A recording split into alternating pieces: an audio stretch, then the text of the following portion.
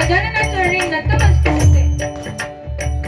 आज निसर्गरम्य अशा आमच्या या देवगड तालुक्यामधील या लिंगडाळ गावामध्ये गणपती मंदिरामध्ये आज माठी गणेश जयंती उत्सव मोठ्या थाटामाटात साजरा होतो.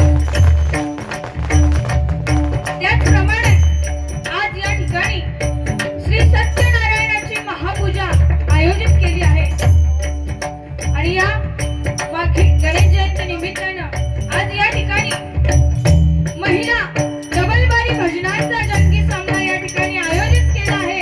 तर मी स्वतः बुवा सौ साची रुपेश मुळम कुरळ हुरशी आजच्या या भजनासाठी मला पकवाज साथ करतोय तो म्हणजे उत्कृष्ट पकवाज वादक कुमार साईर हेमले आणि आजच्या या भजनासाठी मला तबला साथ करतायत ते म्हणजे माझे घर मालक माझे मिस्टर श्री रुपेश मुळम. तर आज या आमच्या भजनाचे प्रायोजक आहेत ते म्हणजे सन्माननीय श्री एन सचिन लोके आणि आज या डबलबारीच्या सामन्याला माझ्या जोडीला आहेत त्या म्हणजे आमच्या लाडक्या बुवा.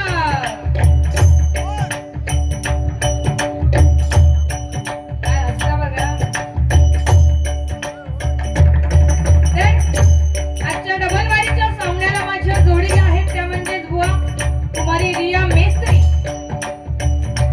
तर आम्हा या दोन्ही बुवांच्या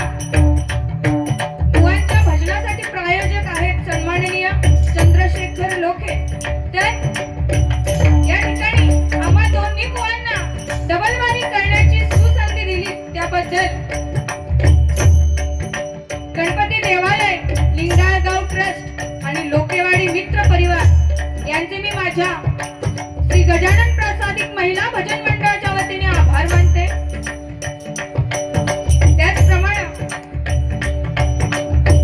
आज बुवा मोठ्या अभिमानानं नाव घ्यावं असं वाटतं ते म्हणजे आमच्या देवगड तालुक्याची शान भजन सम्राट सन्माननीय बुवा संदीपजी लोके या ठिकाणी उपस्थित आहेत. त्यांचे मी माझ्या भजन मंडळाच्या वतीने आभार मानते.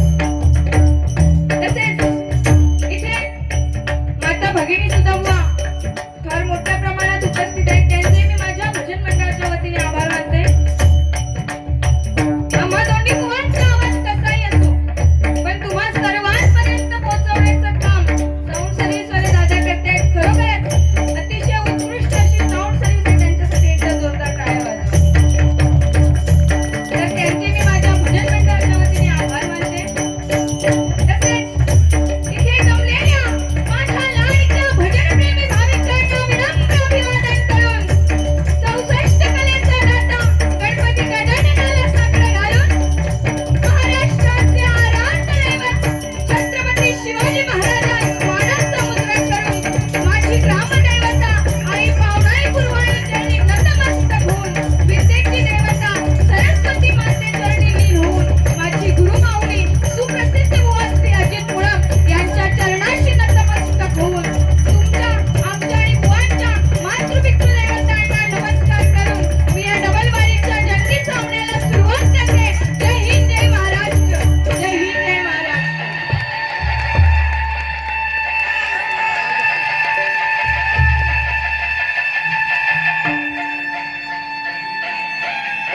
धन्यवाद. उत्कृष्ट अशी भजनाची सुरुवात बुवानी केली. खरं तर या लिंगडाळ गावामध्ये बुवा मी प्रथमच वारी करते. तुम्ही केला नाही पण खरोखरच बुवा या ठिकाणी आपल्याला भजन करण्याचा मान मिळाला हे बुवा आपलं परम भाग्य समजते. आणि या ग्रामस्थांनी बुवा ही संधी आपल्याला उपलब्ध करून दिली. कारण या ठिकाणी या ग्रामस्थांनी या ठिकाणी दुसरा कुठलाही कार्यक्रम ठेवू शकले असते पण या ठिकाणी फक्त त्यांनी हरिनामाचा मार्ग स्वीकारलाय. खरोखरच वर्षभर काबाड कष्ट करून मिळवलेला पैसा हरिनामासाठी तुम्ही खर्च करताय. खरोखरच तुमचा उदांत येतोय. खरोखरच या लिंगडाळ गावच्या सर्व ग्रामस्थांसाठी एकदा जोरदार टाळ्या वाजवत झाल्याच पाहिजेत. कारण शांतीत राहा. तुमका भजन आवडो वगैरे नको आवडो, कारण ह्या अकडनं बोंब वाटता. ह्याचा झाला की मी माझा आवाज थोडस बसलो. आणि आमच्या दोघांच्या गाण्यात बोलण्यात जर तुमच्या लोकांचा टाळ्यांचा प्रतिसाद जर इलो नाही तर आमका दोन्ही बुवांका असं वाटतला की खरीतरी आम्ही टकल्यांच्या गल्लीत फनियो विकू केला. तर बाकी काय नाही दिलास तरी चालत, पण टाळ्यांचा प्रतिसाद हा शेवटपर्यंत असाच राहू दे. ज्यासाठी आलोत त्या भगवंताचं प्रथम नामस्मरण करूयात बुवा.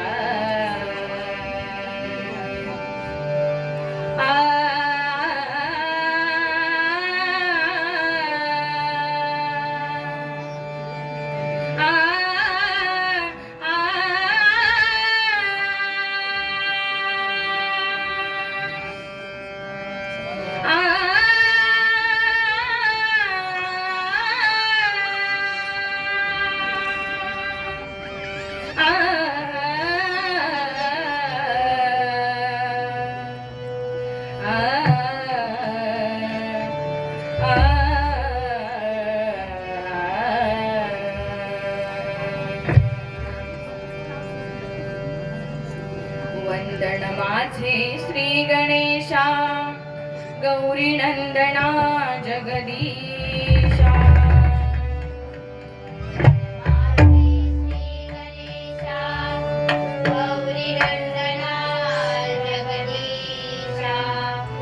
वंदन माझे श्री गणेशा, गौरी नंदना जगदीशा.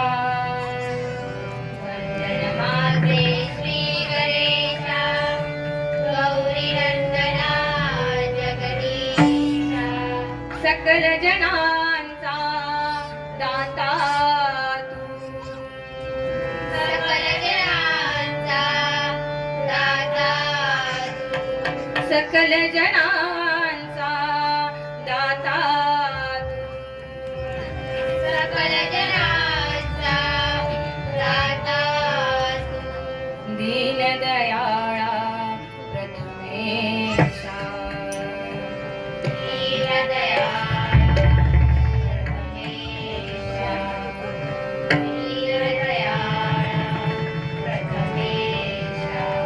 सर्व सिद्धीचा तू दाता, नाना विघ्ने निवारिता.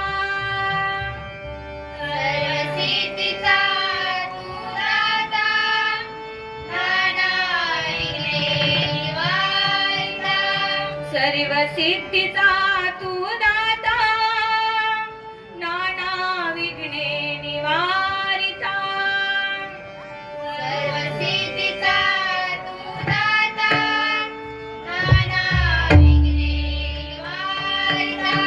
वक्रतुंडा लंबोदरा, वक्रतुंडा लंबोदरा, वक्रतुंडा लंबोदरा, वक्रतुंडा लंबोदरा. वंदन माझे तुला गणेशा, वंदन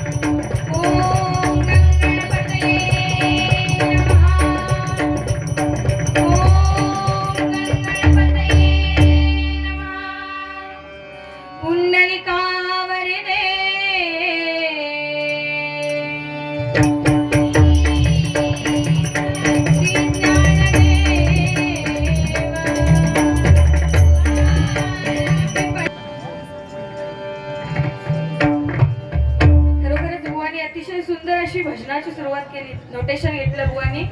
जय जय रामकृष्ण हरी, जय जय रामकृष्ण हरी जो उच्चारी तो झाला सुखी संसारी. खरोखरच बघा या मंत्रामध्ये एवढी ताकद आहे. जय जय रामकृष्ण हरी या मंत्रातील पहिला शब्द आहे तो म्हणजेच राम. हा आपल्या सर्वांना आनंद देणारा तोच राम. आणि या मंत्रातील दुसरा बुवा शब्द म्हणजे कृष्ण. कृष्ण म्हणजेच जे काय आम्ही सांगतो, जे काय आम्ही गातो, तर तुम्हा सर्वांना आमच्याकडे आकर्षित करण्याचं काम तो कृष्ण करतोय. कारण बघा आज जरी आम्ही दोन्ही बुवा त्या भगवंताचं नामस्मरण करत असलो, गात असलो, तरी आज आमच्यापेक्षा तुम्ही श्रेष्ठ आहात. कारण नवविधा भक्तीमध्ये श्रवण भक्तीला जास्त महत्व आहे बघा. आणि या मंत्रातील तिसरा शब्द म्हणजेच हरी. हरी म्हणजेच दुःखांचा विनाश करणारा, दुःखांचा नाश करणारा असा तो हरी. म्हणून जय जय रामकृष्ण हरी जो उच्चारी वा तो झाला सुखी संसारी. बुवाने अतिशय सुंदर असं नोटेशन घेतलं. आणि आज माघी गणेश जयंती उत्सव या ठिकाणी साजरा करतोय. एकदम वातावरण असा किती झाला हो, हा भेटत नाही. भेटूया भेटूया, तू गप राव, तुझ्यावर लक्ष आहे तो.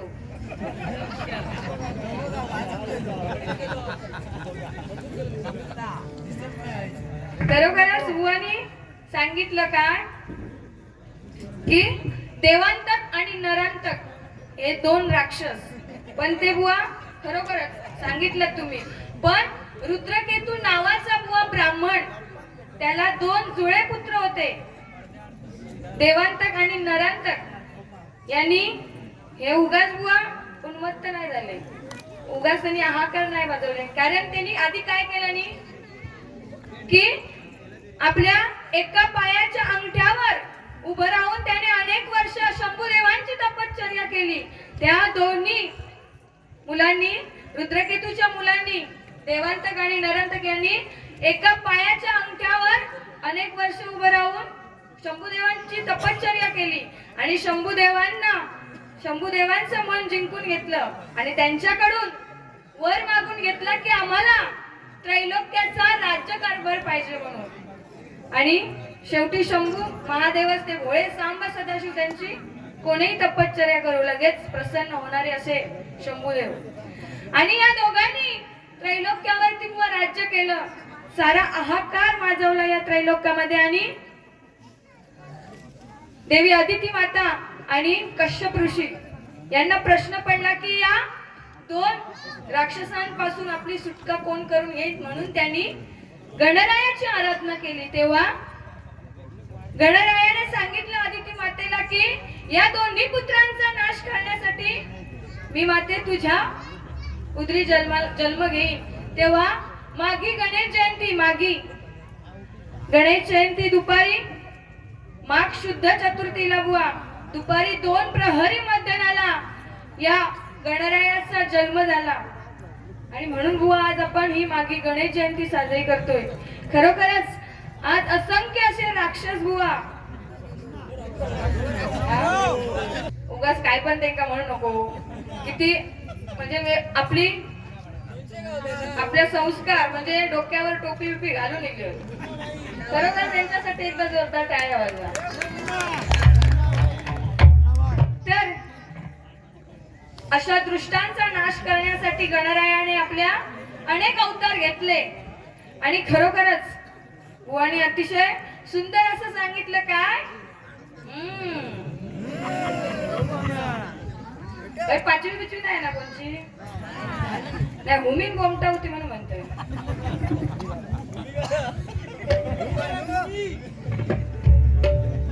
काय सांगा होता, व्यवस्थित लक्ष देऊन होताच ना तुम्ही बुवानी सुरुवात केली तेव्हा. कुठलाही शुभ कार्य असो काय, गृह शांती, लग्न, म्हणजे कुठलाही शुभ कार्य असो, आपण कुठलाही शुभ कार्य असलं तरी आपण गणरायाची पूजा करून सुरुवात करता होय ना. हा त्याचं नाव घे. कुठलाही असो आपलं मान यो गणपती बाप्पाक दिलो जाता कुठल्याही शुभ कार्यात. मग एवढ्या चांगल्या भजनाची सुरुवात बुवा तुम्ही ढोलकी लावून कित्याक केलास?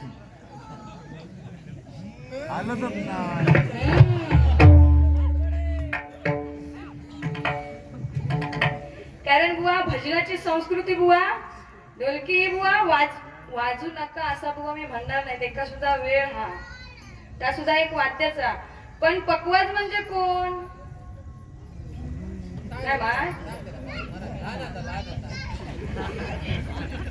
पकवाज म्हणजेच गणपती. मग तेका मान नंतर आधी यांनी ढोलकी लावला चालता. आता काय फॅशनच झाली आहे होय ना? नवीन नवीन कसला आमच्यापेक्षा भारी होय नाही केला नाही.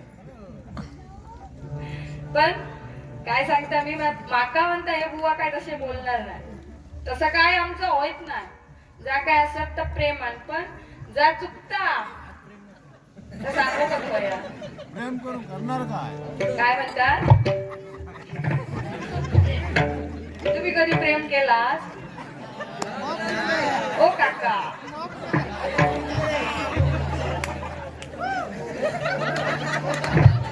काका गप्रवले. जर त्यांची इली असत माघारीन तर म्हणत तुमका चला घरी दाखवतो.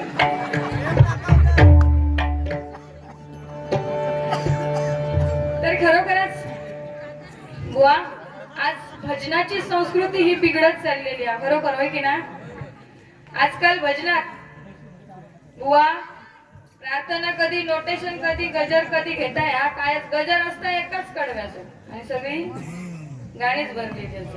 काय हो काका बरोबर ना? बरोबर. पण खरोखरच अतिशय उत्कृष्ट अशी सुरुवात बुवाने भजनाची केली. खरोखर त्यांच्यासाठी एकदा जोरदार टाळ्या वाजवा. कारण माझा लाडक्या बुवा या हा खरोखरच आमच्या तसं काय नाही पेटत. जा काय होता त्या प्रेमात जोडी पण अगदी भारीच निवडला हो. गुलाबजाम आणि एक रसगुल्ला. आता गुलाबजाम कोण आणि रसगुल्ला या तुम्ही ठरवा.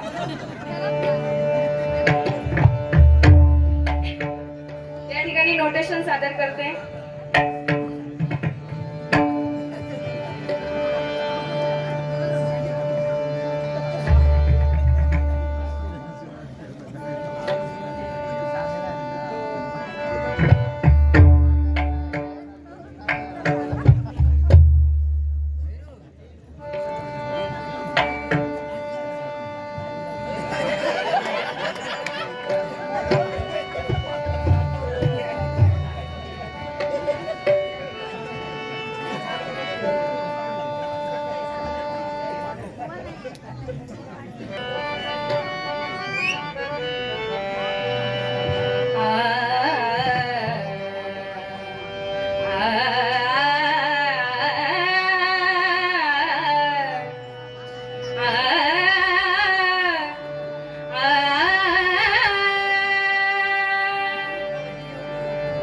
सात स्वरांनी केली प्रार्थना.